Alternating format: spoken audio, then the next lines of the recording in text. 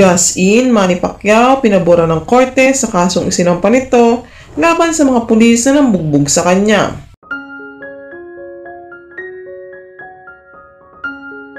Matapos nga mapatunayan ni Manny Pacquiao ang mga taong nasa likod ng pambubugbog sa kanya, ngayong araw lang, December 10, 2024, hindi na nagdalawang isip pa si Manny na kasuhan ng mga pulis na nambugbog sa kanya sa loob ng kulungan. Kinilala ang mga suspect base na din sa CCTV footage kung saan kitang-kita umano ang mga muka ng mga pulis na nanakit kay Manny. Ayon sa kampo ni Manny, opisyal na at formal na umano nilang inihahain ang kanilang reklamo sa kataas-taasan upang nang sa gayon ay pagbayaran nila ang kanilang ginawa kay Manny. Naturingan pa man din umano matataas na opisyales ng kapulisan ang gumawa nito kay Manny. Matapos nga mag-viral ang nangyaring pagbubugbog kay Manny sa social media platforms, nagdulot ito ng pagkaawa kay Manny at galit sa mga pulis ng publiko dahil sa ginawa nila sa pambansang kamao. Kabilang sa mga inirereklamo ang physical injuries kung saan kitang-kita sa katawan nito ang ginawa kay Manny Pacquiao.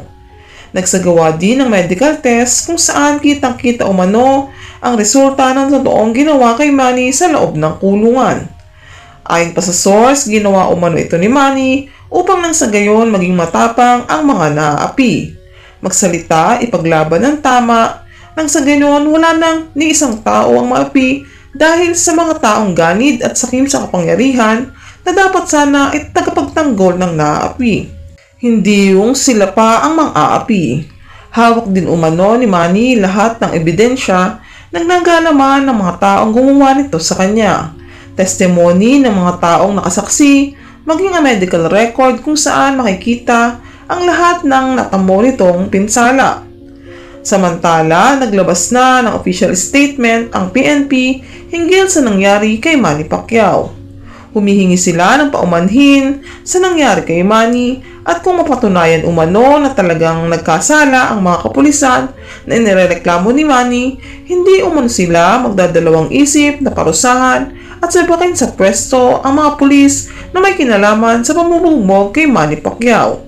Hindi umano ito para konsintihin at pamarisan pa ng iba. Dahil ang batas ay batas. Nagsagawa na din umano ng internal investigation ang kanilang team upang nang sa ganyan ay magbayad ang mga pulis na may kasalanan sa nangyari kay Manny Pacquiao. Muli umanong humihingi ng kapatawaran ang PNP hinggil sa nangyari. Sisiguraduhin umano nilang hindi na ito mauulit pa. Marami naman sa mga netizens ang humanga sa lakas ng loob ni Manny na gawin ang nararapat.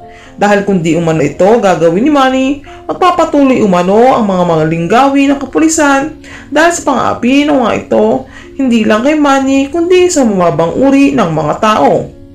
Umaasa ang publiko na sa nangyaring ito kay Manny, mas pagigtingin pa ng PNP ang seguridad ng mga taong nakakulong at nang hindi na mapamarisan pa ng ibang pulis ang nangyari kay Manny Pacquiao.